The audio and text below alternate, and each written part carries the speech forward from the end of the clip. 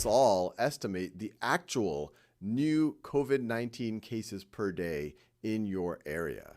And it's based on analysis by Thomas Pueyo. He wrote an incredible blog post on Medium. This is the link, and I'll also include it in the description below. This is the data that he uses to do some of his analysis. Now, some of you might be thinking, hey, I know the number of COVID cases in my area. They're reporting it on the news every day. But that's the reported number of cases, and that's based on the people that happen to get the test. There are a lot of people who might not have symptoms yet, or their symptoms are not severe enough to get the test yet. So the actual cases are likely far larger than the number of confirmed cases. And we can see that in graphical form. Once again, this is a diagram put together by Thomas Pueyo. It's a screenshot from his blog post, which once again could be found here. This is all his analysis or based off of his analysis. But this shows you what was happening in Hubei province, which is the province where Wuhan is. And there's several interesting things here. The vertical axis is the number of cases, and what we see in the horizontal axis is per day. And so, for example, we could pick January 23rd. The yellow bar tells us the number of confirmed new cases that day. So these are people who would have been tested and then they tested positive. And it looks like that number is about 300. But then we have this gray bar. This gray bar is the actual number of new cases that day, which is close to 2,500. So roughly 8 times as high. Now, you might be saying, how did they know the actual number of cases if they didn't test everyone? Well, the way they did that is when someone tested positive, they asked them, when did you first get the symptoms? And if they said, hey, I first got the symptoms 10 days ago, they would be included as a true new case, an actual new case, 10 days before that on January 13. So the Chinese officials were able to actually make these gray bars in hindsight based on when people said they first got the symptoms. And there's a lot of really interesting information here. First of all, we can see that Wuhan was shut down on January 23rd. So let's draw a line between the pre-shutdown and post-shutdown. And you can see just as the city officials were starting to see confirmed cases, the actual cases were far higher. But then they shut down the city, essentially significantly slowing down the spread rate. And a few days later, the actual cases, which they were able to calculate in hindsight, start to flatten out and then go down. But even though they were going down, the confirmed new cases continued to go up because there is a delay. You can even see the delay right over here. And that is roughly the amount of time between when people show symptoms and they are actually tested. Now, you might be saying, hey, all right, this isn't too bad. It looks like things eventually became okay for Wuhan, but this is because they did a very serious shutdown. If they did not do this shutdown and slow the spread of the virus, you would have seen this exponential growth continue. And it's also worth remembering what I just drew this curve on. This isn't the total number of cases. This is the number of new cases per day. If you want the total number of cases at a given point in time, you would have to sum up the gray or the yellow bars, depending on whether you want to look at actual or confirmed cases. So as of January 22nd, if you total up all of these gray bars over here, as of January 22nd, you get approximately 12,000 cases, while if you add up all of the yellow bars, that is roughly only 444 confirmed cases. So before the city even went into shutdown, and this is with the Chinese doing reasonably good testing, you had a far higher number of cases than the confirmed cases would make you believe. And as large as the ratio is on a given day before the city shut down between the number of actual new cases per day and the number of confirmed new cases per day, it's probably higher in a lot of the geographies where we live because we're not testing as well as the Chinese did. For example, this is data, once again, compiled by Thomas Pueyo on his blog post. This is just a screen capture of it, and I'm really just giving his analysis. This shows the total tests performed and the tests performed per million citizens as of March 3rd. And you can see, for example, where I live, the United States is not doing so well.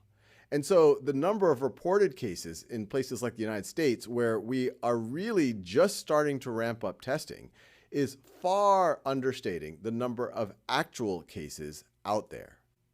So how do we go about estimating the actual number of cases in our area? Well, once again, I'm going to use Thomas's analysis. We're going to be looking at the number of deaths and estimations of mortality rate, time from infection to death, and how fast the virus actually spreads. So in other videos, I'll talk more about some of Thomas's analysis, but for mortality rate, it'll make the math simple, and this actually does seem to be a pretty good estimate.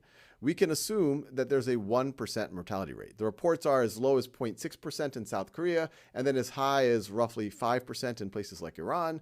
But it looks like the higher numbers are where the hospital system is being overwhelmed, and then the lower numbers at the 0.6% might not be fully accounting for all of the mortality that will happen due to the cases that are actually out there. So we'll assume a mortality rate of 1%. The other thing we need to think about is the time from infection to death in those 1% of cases where someone does die. And to figure that out, I will look at this data right over here. This top chart, and it comes from this link, which Thomas cites, and I'll give the link in the description below. This is the incubation period. This is an estimate of the time from when someone gets infected to when they start to show symptoms. And this estimate is roughly 5 days. And then once you see symptoms, how long does it take to death in those 1% of cases, or whatever the percentage is? Well, there's varying estimates, but it looks like to make the numbers easy, we can estimate roughly 15 days. So one way to think about it is 5 days from infection to showing the symptoms, and then another 15 days from showing the symptoms to death, for a total of 20 days from infection to death in what we're assuming the 1% of cases. So I'll write 20 days. And now the other thing we're going to estimate is the days to doubling, days to double. This is how long does it take for the infection to double in the population. And this is going to be heavily dependent on what the population is doing, how dense they are, how much they're interacting. But we'll look at some of these estimates, and they're in very different contexts. And the lower the doubling rate, that means the virus is spreading very, very fast. While if you have a population that's doing all the right things, they're taking all the precautions, the doubling rate will be lower. So we could look at a conservative estimate and take a higher doubling rate than all of these estimates, and it'll make our math a little bit easier. Let's just assume a doubling rate of 5 days. And I'm using slightly different numbers than Thomas used, but it will be indicative, and you can do the same analysis with whatever estimates that you choose to do. So let's assume 5 days to double, which might be conservative, especially for places like the United States, where we have not taken anywhere near the action of a place like a China, a South Korea, or a Japan. So now let's use these numbers to figure out what might actually be happening in our areas based on the data that we are presented with. So let's say that we unfortunately hear on some day that there is 1 death in our region or in our city. Now, based on our estimates, we're saying that the average time from infection to death is about 20 days. That means that that person would have likely contracted the virus roughly 20 days ago. 20 days ago. And so I'm going to make a timeline. This is 20 days ago. This would be 10 days ago. 10 days ago. This would be 15 days ago. And then this would be 5 days ago. Now, it's possible that they were the only person who contracted the virus on that day, and then they happened to unfortunately get very sick and then pass away 20 days later. But if we assume that the mortality rate is roughly correct, it's quite possible that 100 people were infected that day. The person that we know about is that 1 in 100 who actually gets sick enough to pass away. And so if we assume that on 20 days ago, that not one person, but 100 people, so the actual number of people who were infected that day is 100 infected that day. Once again, because it's a 1% mortality rate. If we assumed a 0.5% mortality rate, then we would say, all right, there might have been 200 people infected that day, 0.5% of whom get all the way to death 20 days later. If you assume a 5% mortality rate, which would be a very unfortunate situation, but that is a mortality rate that we are seeing in different parts of the world, then you would say, well, maybe there were 20 people infected that day. When you only have 1 or 2 or 3 deaths in a region, that will make the estimates more difficult. But as unfortunately we are likely to see a larger number of deaths in various regions, that will make these backward estimates more and more reasonable. Now, if the infection rate in the population doubles every 5 days, what is now going to happen? After 5 days, you're going to have 200 cases in your region. 200 cases. Now, these wouldn't just be new cases. This would be the cumulative total number of cases due to those 100.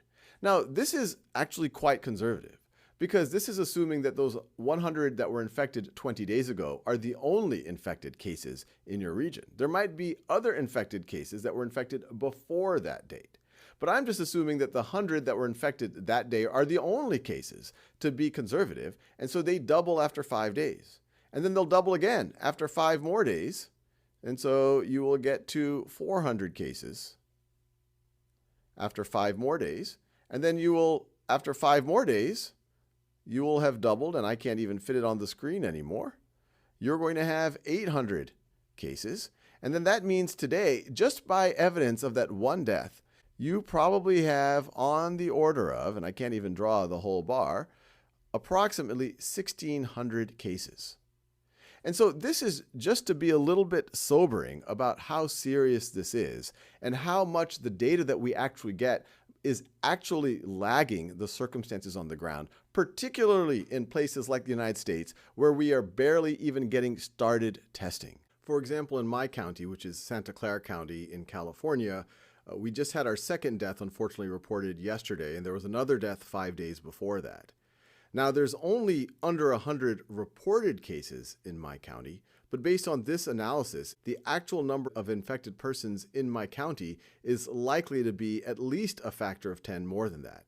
And it could be as high as 1,000, 2,000, 3,000 people. We won't know for sure until we can do the type of hindsight analysis that the Chinese had, but this is to just remind us how serious the situation actually is. So the big takeaway here is to take all of this very, very seriously, especially because the mortality rate itself can change depending on how well equipped the hospital system can handle the situation. If we all socially isolate and take the proper precaution, the spread rate will lower and we won't overwhelm the hospital system and will hopefully be able to keep the mortality rate as low as possible.